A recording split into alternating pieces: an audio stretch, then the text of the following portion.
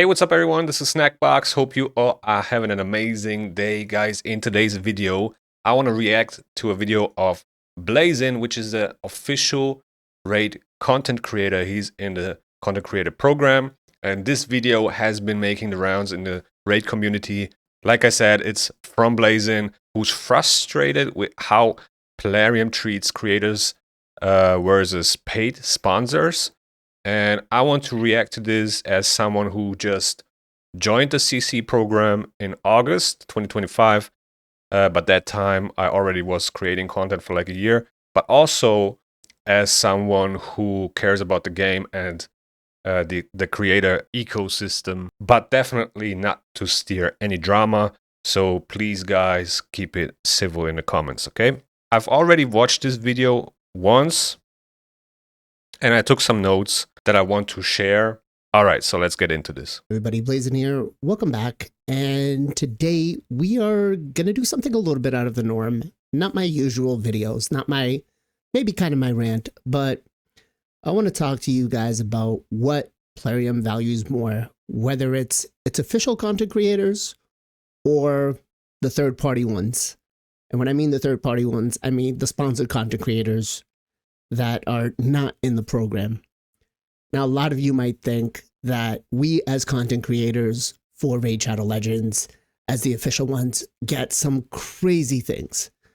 And, you know, we some of us might drive Bentleys and and whatnot, right? And you couldn't be further away from the truth.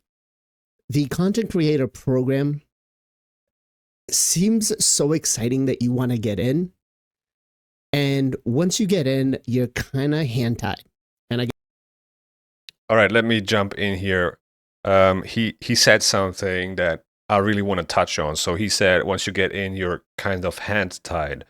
Now, I've been on both sides of the fence here before I joined the content creator program.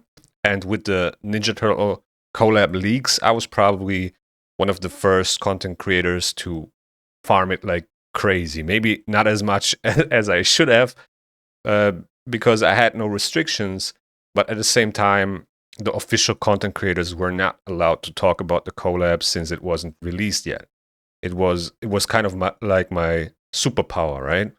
At that moment. And I took advantage of this. Obviously, if you are running a YouTube channel, you want engagement, you want views, likes, etc. So you want growth on your channel, and being one of the first creators to cover this gave me exactly that, right? So I knew that, I don't regret it at all, and I saw a chance and I took it. Now, the only reason I was able to do this is because a sponsored content creator was leaking this information accidentally or maybe on purpose, I don't know, but he knew about it before the official content creators. He knew about the collab before they did.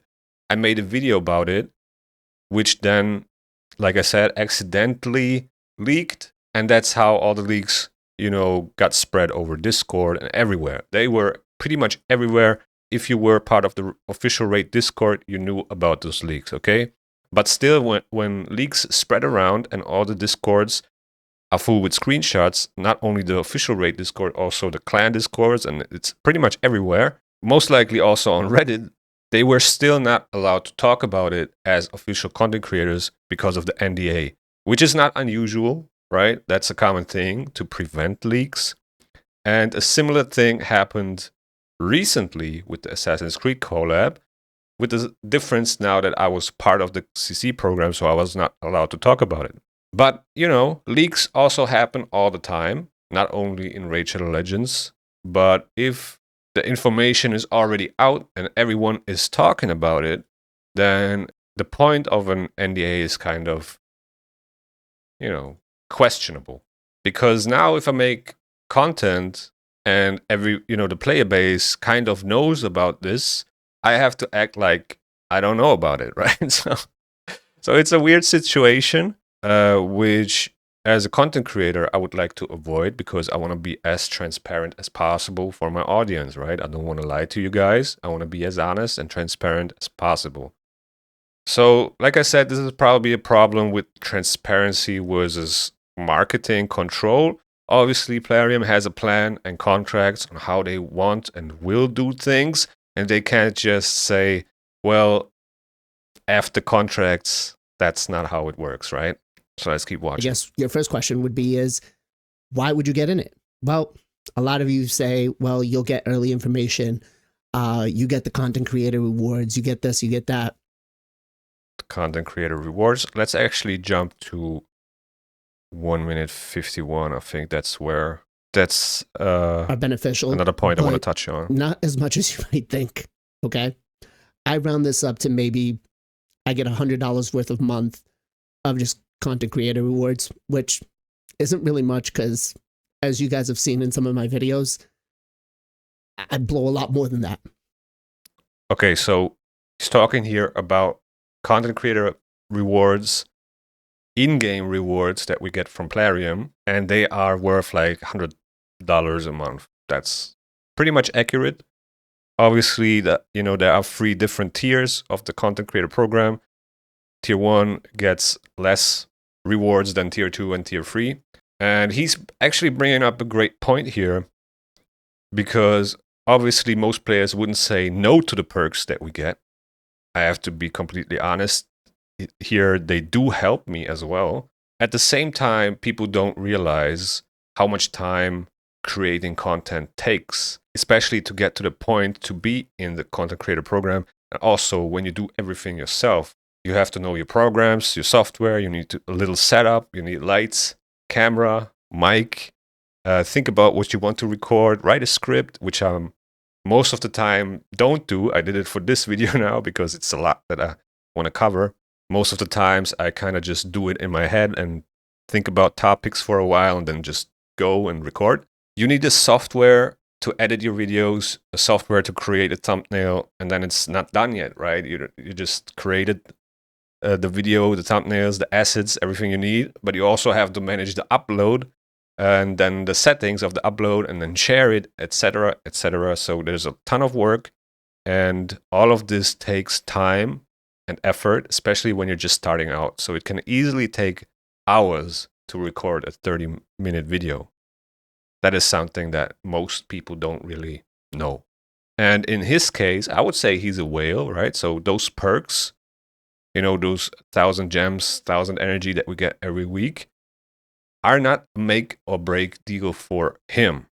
Now, we are both in tier 2.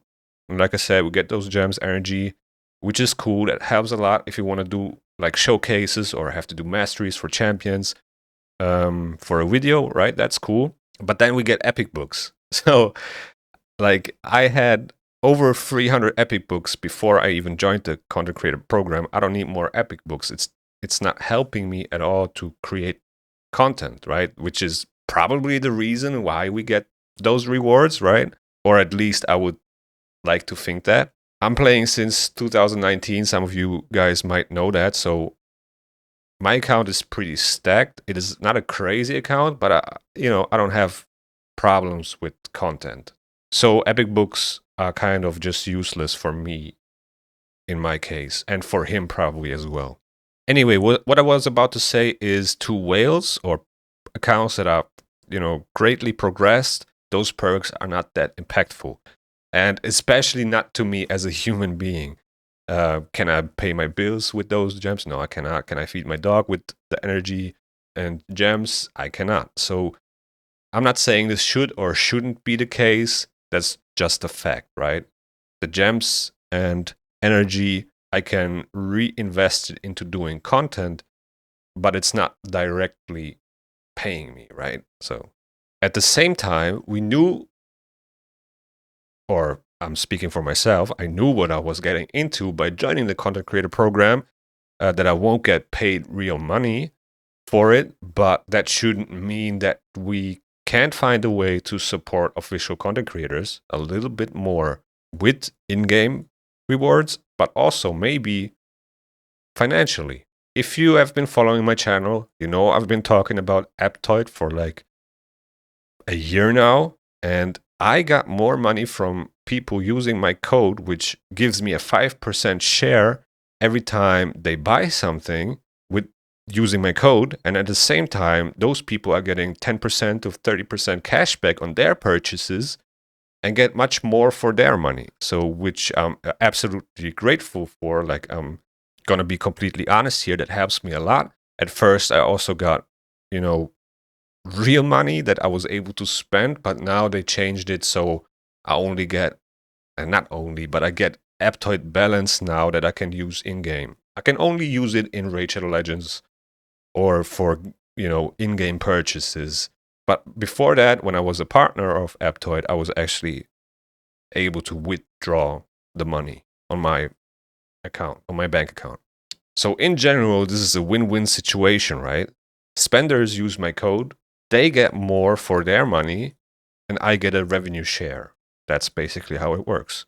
Now the question is, if an app store can do it, why can't we have that on Plarium Play 2, for example? All right, let's keep watching.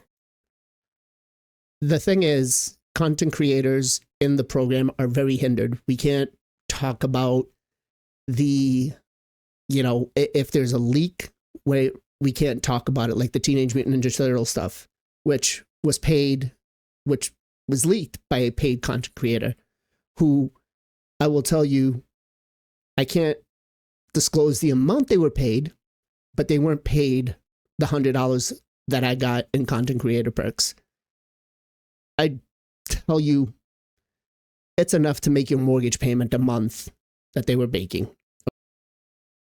Let's touch on that real quick, because I did a few sponsorships myself, and obviously I have a small channel. At that point, when I did those sponsorships, my channel was even smaller than it is now, but still I got pretty good money, I would say, for the amount of time that I had to put in. And I needed the money, so it was a good thing for me personally. The reason why outside creators get paid good money is because this brings new players in, which then results in more revenue, right? In a best case scenario. That's how it works. This is a common thing to do, even if the creator doesn't know what the hell he's talking about. He's basically getting paid for marketing your product to a new audience. So I think both are important. Both can exist at the same time. Outside creators that get paid well and bring in new players, but also supporting legacy creators that keep the community alive. I'm not saying me specifically, but there are a lot of, content creators that quit Raid Shadow Legends because, of some of these reasons that Blazin is mentioning here. But let's keep watching. Okay. Or a couple of mortgage payments. Now, as content creators, we are all hyped. We wanted to get in. We got in. We were so excited, thinking that things are going to change for us. I didn't really think that, but it was one of my goals, definitely, to join the content creator program. It definitely helps with creating content too, but it's not to that extent what you would think it is. Let's actually move a little bit further, like right here. Right, whatever I do here is for fun and leisure, and that's it. But you got guys like Scratch, you got guys like Ash, Cruisin. Actually, Cruisin works outside and does this as part-time. But you've got other guys that are doing this as full-time, trying to feed their families. And what they're making in return is not what you think. So I'm just going to use Nub Raids here, who's, established, tier 3, just, who is a full-time content creator. What you might think he's making is a lot less. Okay. So on an average week, he's making about $1,000, which might sound like a lot. But after you pay for taxes, after you pay for software, after you pay for everything else that you need to become a content creator, and this may be a little skewed on the lower end, he may make a couple $100 more per week because Social Blade is not as accurate. Let's talk about this real quick. So Social Blade is basically a free website. Everybody can use this. You can go on Social Blade, look up any YouTube channel, and it will give you an estimated amount of revenue this channel makes. This is not a secret. Like, everybody can look it up. Now, like he said, and I'm going to say it again, it's not 100% accurate. But anyway, to get to this point where you can live off of YouTube alone, it's a long grind, and I'm not even close to being there yet. People underestimate, and I did too, the amount of work it takes to get there. And on top of that, once you get there, you have to pay taxes.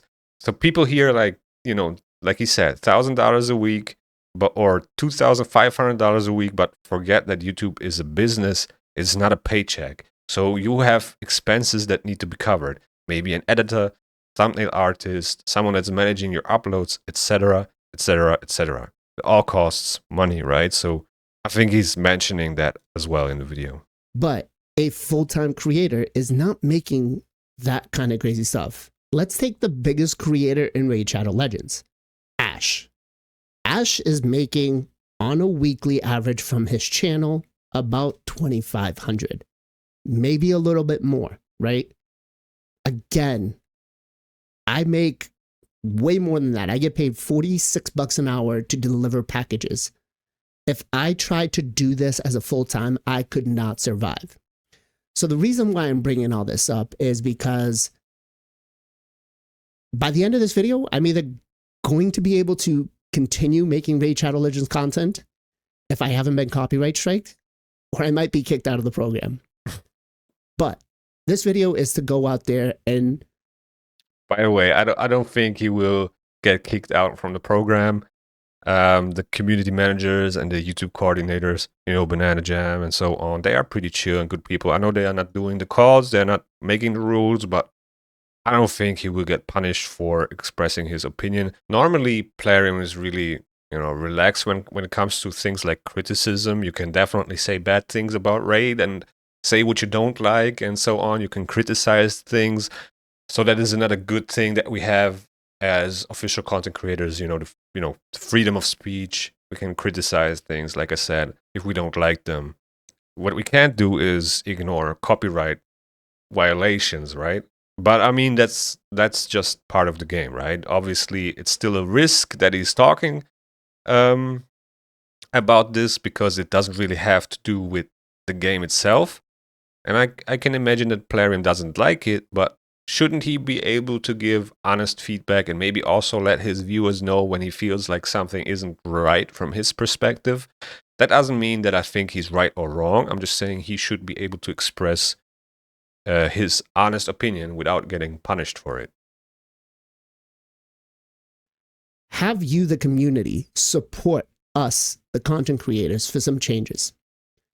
Now, I'm not asking for monetary value. Again, for me, this isn't a thing. I don't really... Would it be great? Yes, but most likely we'll end up going back into my shard pull videos and stuff like that, because that's what it is for. This is why I do this. Let's move a little bit further. I think around 6 minutes, that's where there's another great point. Sponsorships offered to me, and I'm not a big creator.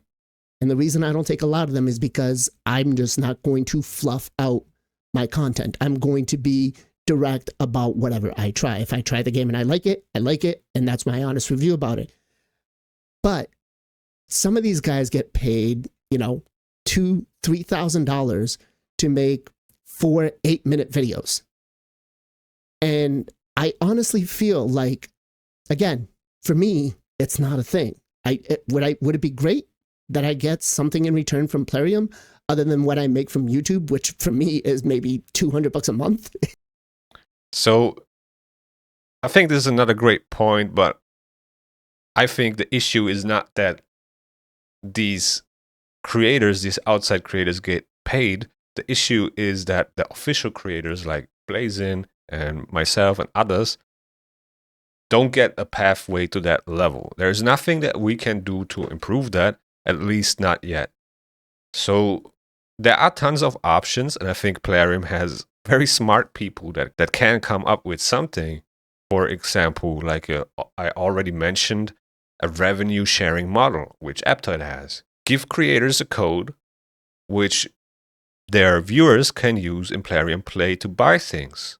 For example, just an idea, give the long-term creators reasons to stay instead of them burning out or quitting For example, extra perks for creators that have been active for 1, 3, 5 years. Some of these creators have been creating Raid Shadow Legends content for 5 years.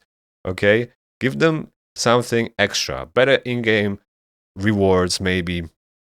Instead of a flat tier cap. That way, it's easier for us to create content as well. Because right now, a 3-year content creator gets the same treatment as a 3-month one, right? Just give them reasons to still be here in a couple years from now, which leads to another point, right? And he's talking about this at like 8 minutes. Let's go In the there. comments down below, do you feel that it is right that Plarium pays these guys? Should there be a change to the current dynamic of the content creators? Because we as content creators feel like there should be, but there hasn't been.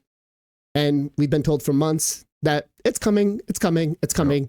But we all know when Plarium says soon, it's, 3 years for the Hydra. So I know that this isn't my usual video. And again, if you watch the video, thank you. I'm not going to ask you to like and subscribe. I'm going to ask you to share the video because I want the feedback. I want to know where the community stands between the official creators and the non-official creators. Is there a disparity? Am I just delusional? Do I feel like these guys should be getting more? I mean, let's be honest. We've lost a lot of great content creators over time. I mean, I don't know if you guys remember Bionic, who was a free-to-play player. Raid Shadow Legends has lost a lot of great content creators. He's bringing up a very, very good point here. The creator burnout isn't random. We had so many great CCs leave RSL because there was nothing that gave them a reason to stay. The Murder Inks, the Mac Chans, the Deadwood Jedis, the Chosens, and many more, right? They were big content creators, and some of them had an insane impact on the community. And it's really sad to see, right?